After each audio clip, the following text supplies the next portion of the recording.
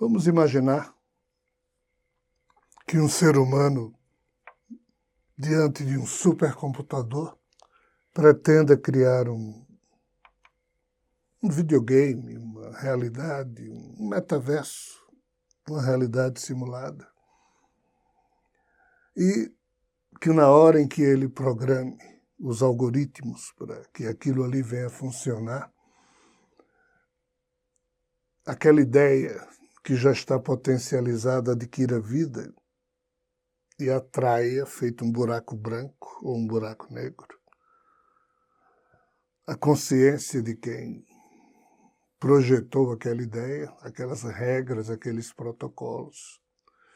E, no caso do ser humano, vamos imaginar apenas, a título de metáfora, que os 100 bilhões de neurônios que estão compactados no crânio, aqui no nosso cérebro, esses neurônios saíssem da cabeça de um ser humano e fossem atraídos, fossem apropriados por esse jogo. Isso é uma hipótese. A outra é esse jogo escaneou todos os neurônios, projetou-os no seu âmbito interno e o eu que projetou aquilo terminou saindo desse corpo, meio que desmaia, e o eu entra no tal jogo e fica lá dentro, prisioneiro, né? Então, qualquer uma dessas metáforas ou qualquer um dessas analogias, por pobres que elas possam ser, nos ajudam a tentar entender aquilo que as mitologias antigas falam abertamente que houve com essa criação universal.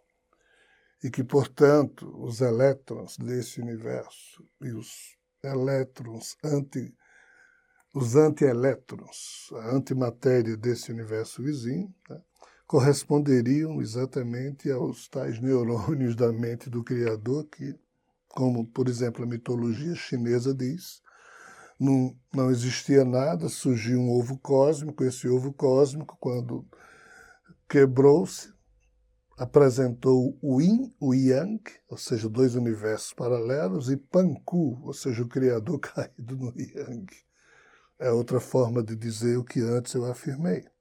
Sob essa perspectiva, esses elétrons ou esses pósitrons, que é assim que se chama os elétrons do universo antimaterial vizinho, terminaram se organizando em torno de átomos e foram se unindo e terminaram gerando vida unicelular, que nós chamamos vida microbiana. Será que essa face microbiana que nós percebemos no nosso universo, formada por protozoários, vírus, bactérias, fungos, os chamados seres unicelulares, alguns sequer evoluíram para a condição de célula ainda, né? Outros já. Mas será que esse nível de existência que os cientistas até hoje divergem no sentido de considerar um vírus como sendo um ser vivo ou não, mas os vírus se movimentam, esses protozoários se movimentam de forma muito organizada, executam planos como os Toxoplasma gondii e outros.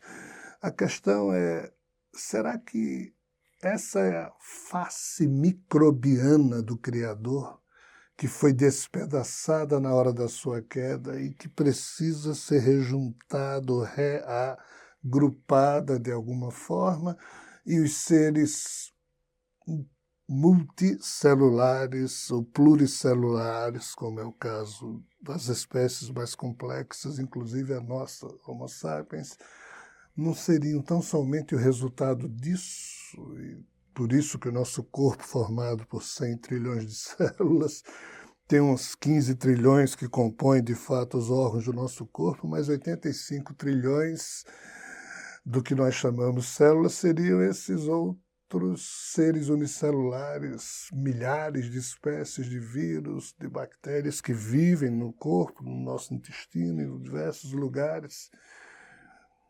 Será que isso tudo é a face desagregada do Criador?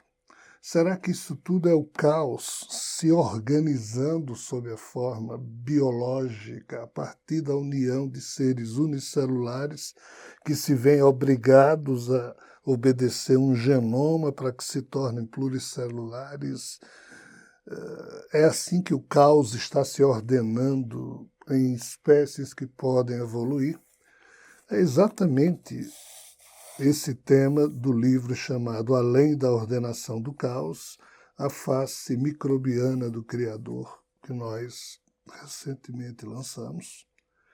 Esse livro ele é extremamente sério, ele está além dos postulados científicos, mas se utiliza de todos os postulados que a ciência até agora organizou, produziu sobre a vida microbiana. Apenas a ciência não consegue ir mais além, porque a ciência trata do como. A filosofia deveria tratar do porquê, mas a filosofia também jamais tratou da questão microbiana, no sentido do porquê. Então, nós que temos a liberdade de poder usar o que de bom a ciência e a filosofia produziram, mas nós não precisamos ficar limitados ao academicismo. E é por isso que esse livro ele é muito importante para quem busca a verdade, porque é uma alternativa a mais, não de certeza ou de verdade apresentada em absoluto. Isso aqui apenas compõe sementes para reflexão em torno da questão do significado da vida, do significado da existência, do significado de cada um de nós e do significado de cada microser que existe nessa história. Então, é livro para gente adulta, não é leitura agradável, mas é necessária para os dias em que vivemos, até porque as questões pandêmicas estão apenas começando, os problemas são muito sérios.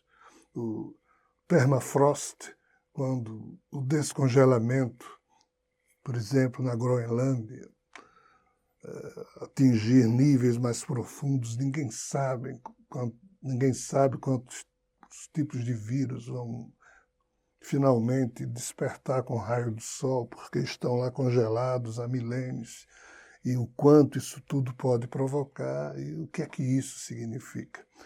Então é leitura inadiável para quem procura entender os aspectos da vida para além do romantismo que é a religião.